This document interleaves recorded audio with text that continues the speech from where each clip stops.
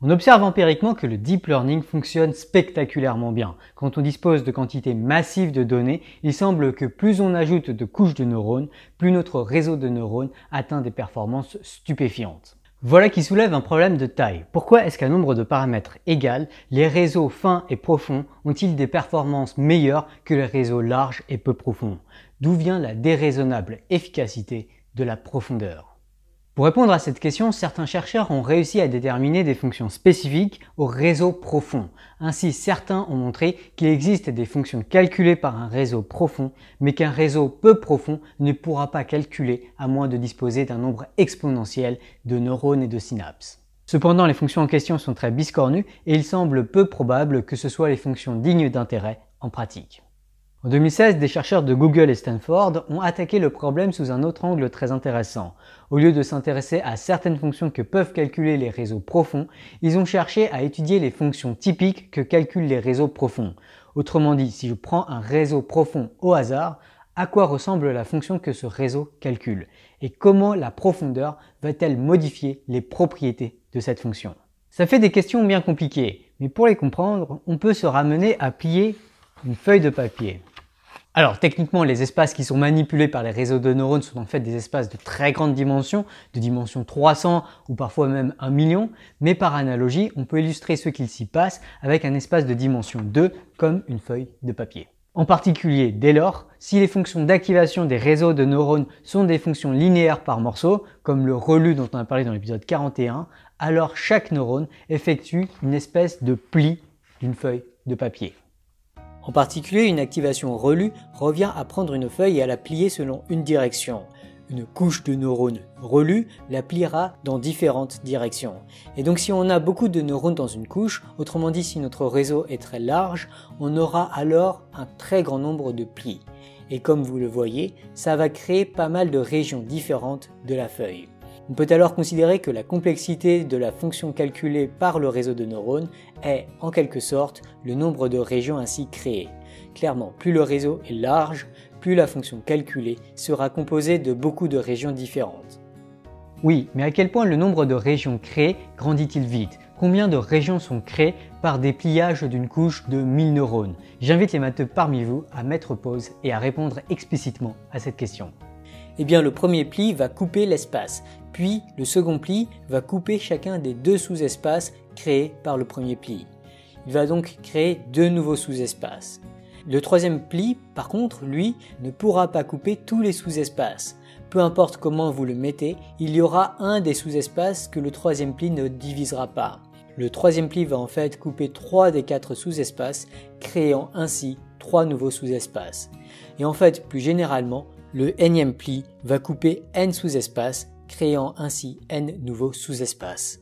Alors, est-ce qu'on est sûr de cela? Eh bien, vous pouvez vérifier que c'est le cas en notant que ce nème pli devra traverser chacun des n-1 plis précédents. Chaque traversée d'un pli existant est un changement de région. C'est même le seul changement de région possible. Donc, si on suit ce pli, on ne peut donc traverser au plus que n régions. Le nombre total de sous-régions créées par n plis sera donc égal à 1 plus 1 plus 2 plus 3 plus 4 et ainsi de suite jusqu'à n.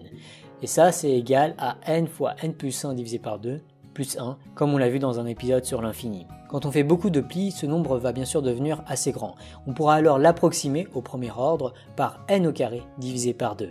On dit que le nombre de régions est quadratique en le nombre de plis. Et quadratique, c'est bien, mais ce n'est en fait pas une croissance de folie.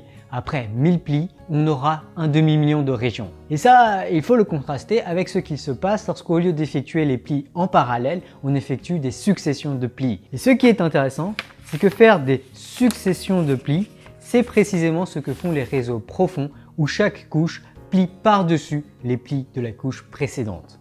Autrement dit, un réseau profond correspond à replier un pli déjà fait, puis à le re-replier et ainsi de suite.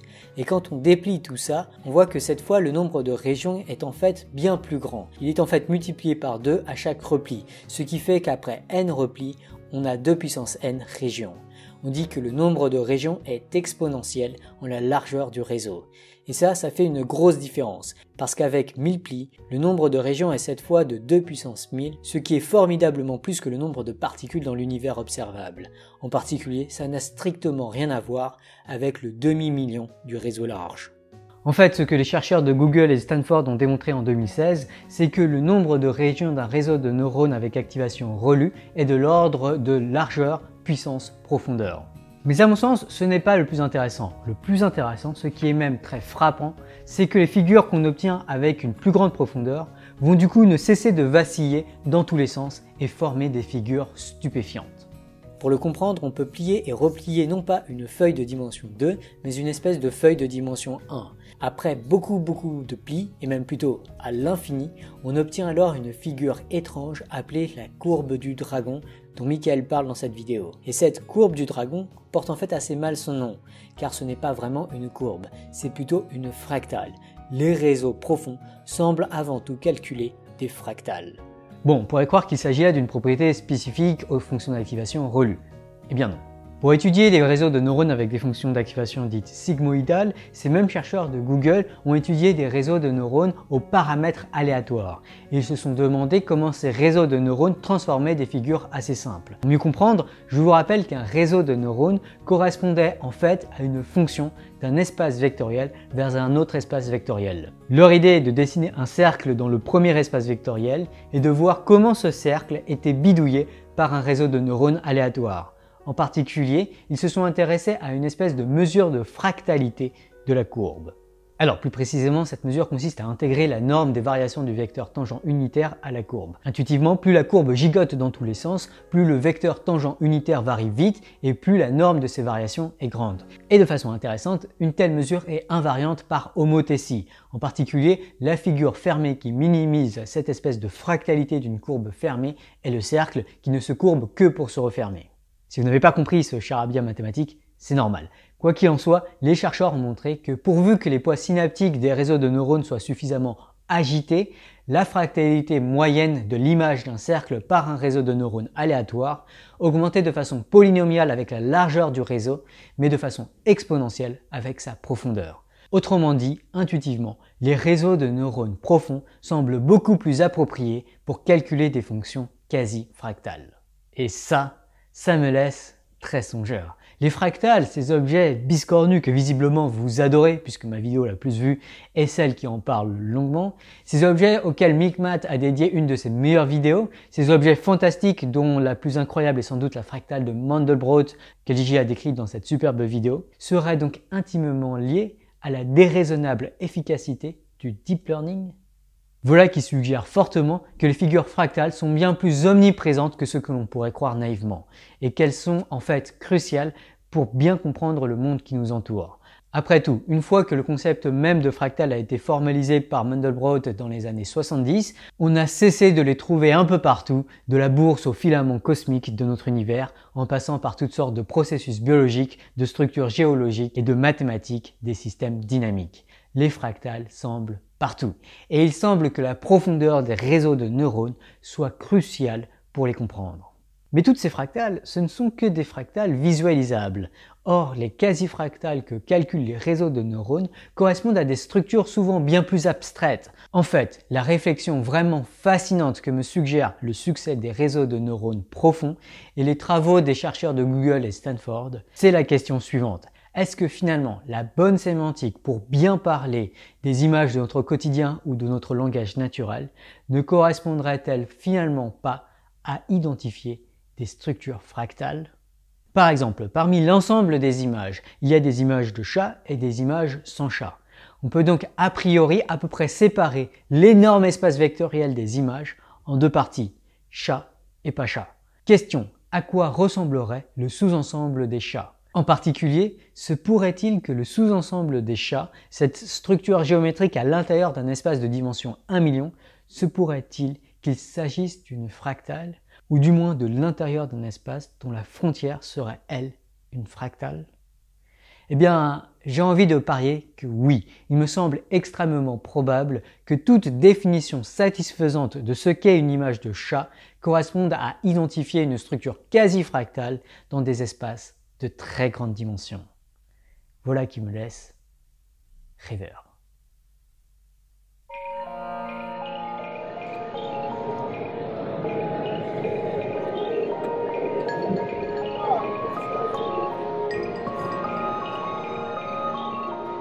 Ça se passe quoi là? Oh! Ah, trop beau! Avant de revenir à vos questions, il y en a plusieurs parmi vous qui m'ont demandé où est-ce que vous pouvez trouver ces super casquettes, notamment la casquette bayésienne. J'ai aussi une casquette altruisme efficace que vous avez vu notamment la vidéo de mardi, la conférence que j'ai donnée, et aussi des t-shirts qui correspondent à tout ce prosélytisme bayésien absolument scandaleux. Vous pouvez les retrouver sur une boutique que j'ai ouverte sur le site Spreadshirt. Donc voilà, allez voir si vous voulez vous habiller de tenues qui sont un peu ostentatoires de cette secte qu'est le bayésianisme ou l'altruisme efficace. Alors sachez que je ne touche rien des ventes de ce site. Si j'ai ouvert ce site, en fait c'est surtout pour m'acheter moi-même ce genre de produit et également pour permettre à ceux qui voudraient aussi d'en acheter, parce que je pense que c'est un bon moyen en fait de faire une action qui est peut-être finalement une action altruiste efficace, que d'essayer de promouvoir les bonnes façons de réfléchir et les bonnes façons de faire des bonnes actions. Je veux dire, c'est assez cool de voir un peu au quotidien des équations aussi importantes et aussi fondamentales que les équations de la formule de Bayes. Bien sûr, ça ne veut pas dire qu'il faut, une fois que vous avez porté cette casquette, aller voir les gens et leur dire oh, il faut que tu sois Bayesien et tout ça. Non, juste porter la casquette, c'est déjà cool. La dernière fois, à un moment dans la vidéo, je vous ai montré deux images et je vous ai demandé laquelle des deux images a été créée par un GAN. Et d'après vous, l'image du mec a l'air beaucoup plus d'être une image fabriquée que l'image de la fille. Et Raxa a vu le troll venir. En fait, ce genre de blague, ce genre de questions, je l'ai déjà posé plusieurs fois en conférence, notamment celle à Polytechnique avec deux autres images. Et ouais, j'aime bien montrer deux images en fait qui ont été générées par le GAN pour se dire que voilà, si on cherche à essayer de trouver les failles dans les images, eh bien on peut les trouver. Mais si on ne les cherche pas tant que ça, si voilà, on montre une image, on nous dit même pas qu'elle a été créée par un GAN, là c'est beaucoup plus facile de se faire avoir. Bref, il faut aussi travailler notre esprit critique lorsque l'on voit ce genre d'image, et finalement ça revient à jouer le rôle d'adversaire dans la structure des GAN, des modèles génératifs adversariaux. Et de façon très générale, en fait, l'adversaire des modèles génératifs adversariaux, ça correspond vraiment à une sorte d'esprit critique qui permet de distinguer ce que l'on croit avoir compris en testant ce qu'on croit avoir compris, en générant des données fictives. Et notre esprit critique doit être capable de distinguer notre capacité à imiter, notre capacité d'imitation, avec ce qui est vraiment observé, et distinguer notamment le faux du vrai. Donc en fait, cette structure de GAN, c'est quelque chose qui est très utile d'un point de vue algorithmique, et ça marche du tonnerre, ça fait vraiment des trucs spectaculaires, et sans doute qu'il y aura des trucs encore plus impressionnants dans l'année à venir. Mais c'est également quelque chose qui me semble extrêmement utile à intégrer dans notre propre façon de réfléchir pour essayer de bien analyser le monde. Il faut toujours avoir en nous, si possible, un adversaire, voire même si possible même plusieurs adversaires, plusieurs avis, plusieurs façons de critiquer l'authenticité de différentes données. Et en particulier la capacité que notre modèle intérieur du monde a à expliquer les vraies données. Et ça mène aussi à un autre point. Pour que cet esprit critique fonctionne, pour que l'adversaire ait quelque chose à dire, il faut absolument qu'il y ait un modèle générateur quelque part dans notre tête, c'est-à-dire quelque chose qui cherche constamment à essayer de faire des prédictions, à essayer de projeter par exemple le futur, à essayer d'imaginer le passé en essayant de reconstituer le passé et en confrontant ça avec des vraies données. Ce travail de reconstitution et de prédiction, c'est quelque chose qui est indispensable à la structure des GAN, et il y a fort à parier que ce soit quelque chose d'absolument indispensable également pour l'apprentissage. Typiquement, si vous voulez devenir bon en mathématiques, il faut absolument qu'il y ait un système en vous qui qui fasse l'effort de générer des preuves mathématiques rigoureuses typiquement. Et il faut aussi que vous soyez vous-même l'adversaire de vos propres démonstrations proposées en essayant de trouver les failles dans vos propres raisonnements. Ça, c'est quand même le genre de truc que j'adore avec le machine learning ou plus généralement avec ces mathématiques appliquées à l'apprentissage et au savoir. C'est que ça nous apprend souvent énormément de choses sur nos propres façons de fonctionner et notamment ce qu'on devrait faire pour mieux réfléchir. Et typiquement dans le livre La formule du savoir que j'ai publié avec DP Science, il est beaucoup question de cela. Paganel75 lui réagit notamment au fait que dans la vidéo que j'ai présentée la semaine dernière, j'ai présenté vraiment la structure de GAN la plus classique, notamment celle proposée par Ian Goodfellow et ses collaborateurs, qui consiste notamment à juger la performance du générateur et de l'adversaire à l'aide de cette divergence KL, de cette pénalité logarithmique de la probabilité d'authenticité assignée par l'adversaire aux différentes données à la fois réelles et aux données générées par le générateur. Et Paganel75 fait la remarque que cette approche n'est pas forcément la meilleure approche, enfin cette mesure de la qualité d'un fake typiquement n'est pas forcément la meilleure approche, en particulier récemment notamment, puisqu'il cite 3 papiers d'octobre 2018, donc c'est tout chaud, il y a pas mal d'efforts pour utiliser une autre métrique qui serait notamment reliée à ce qu'on appelle la métrique de Wasserstein, qui est liée au problème du transport optimal, problème sur lequel notamment un certain Cédric Villani a beaucoup travaillé et a priori sa médaille Fields a été attribuée en partie pour ses travaux reliés au problème du transport optimal. Alors qu'est-ce que ce problème du transport optimal et en quoi est-ce que c'est différent de la divergence KL? En fait, le problème de la divergence KL, c'est que vous pouvez avoir une image quasiment réaliste, mais avec un petit défaut, et la divergence KL vous dira bah cette image n'est pas du tout réaliste parce que voilà, même si elle ressemble beaucoup, voilà, il y a un défaut majeur.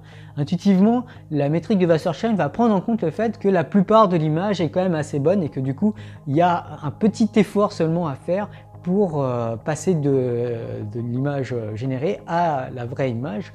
En particulier, une métrique naturelle dans l'espace des images. Si on change quelques pixels, on sent que ça ne fait pas une grande différence. Et la métrique de Wasserstein va essayer de prendre ça en compte dans sa mesure de la distance, enfin de la similarité entre deux images. Alors en fait, la métrique de Wasserstein, c'est encore plus subtil que ça, puisqu'en fait, c'est des histoires de transport, de distribution. Ça serait un petit peu trop compliqué à expliquer sans doute ici. J'en parle par contre dans mon livre, du coup si vous voulez en savoir plus, il y a un chapitre là-dessus. Après, le truc que je pensais a priori avant de lire le commentaire de Paganel75, c'est que le problème de cette métrique de Wasserstein était qu'elle était trop difficile à calculer, mais apparemment il y aurait des variantes de cette métrique de Wasserstein, notamment la distance synchrone, qui permettrait d'avoir un peu cette notion de métrique de Wasserstein, mais de façon plus calculable et qui se prêterait du coup assez bien au réseau de neurones. Parce que si ça marche d'un point de vue algorithmique, il me semble que ce sera une solution qui sera bien meilleure que la divergence KL, puisqu'elle permet de refléter cette idée très intuitive et qui semble très pertinente, que deux images qui se ressemblent ne sont finalement pas si différentes et qu'il faut prendre en compte le fait qu'elles ne soient pas si différentes dans notre manière de mesurer le degré d'authenticité d'une image. Bref, il y a encore plein de recherches à faire et sans doute plein de trucs trop cool encore à découvrir. Hey, j'espère que vous avez aimé cet épisode. La prochaine fois, on va continuer dans notre exploration des explications théoriques et du succès empirique du deep learning, notamment de la profondeur plutôt que la largeur des réseaux de neurones. On parlera notamment d'un article que j'ai coécrit avec Rachid Garoui, un professeur à l'EPFL, mais vous pouvez d'ores et déjà checker l'article qui est normalement ici, je crois, ou là, je ne sais plus. Si vous avez aimé cet épisode, pensez à le liker, à le commenter, à le partager, pensez à vous abonner pour ne pas manquer les futurs épisodes. Merci aux tipeurs pour leur don et j'espère que vous serez là la prochaine fois. Donc récapitulons, si on fait un pli, on obtient un L comme ceci, 2 plis, 3 plis, on obtient ces figures-là, et bien entendu, on peut poursuivre ce processus aussi longtemps qu'on veut. Si vous le faites avec 4 plis, vous pouvez essayer chez vous, vous obtiendrez cette figure. Et puis après avec 5 plis, 6 plis, 7 plis, 8 plis, 9 plis, 10 plis, et ainsi de suite. Et vous voyez que plus vous ferez de plis, plus vous vous rapprocherez d'une figure limite, une figure qui apparaît comme ceci sous nos yeux avec ce simple petit processus de pliage, et c'est cette figure limite qu'on appelle la courbe du dragon.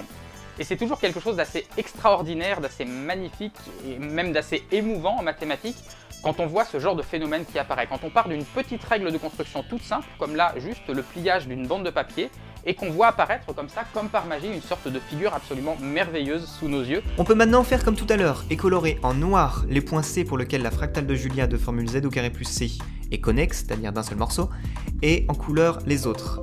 On obtient alors ceci. On peut voir ça comme une carte des fractales de Julia, où chaque point correspond à un ensemble de Julia.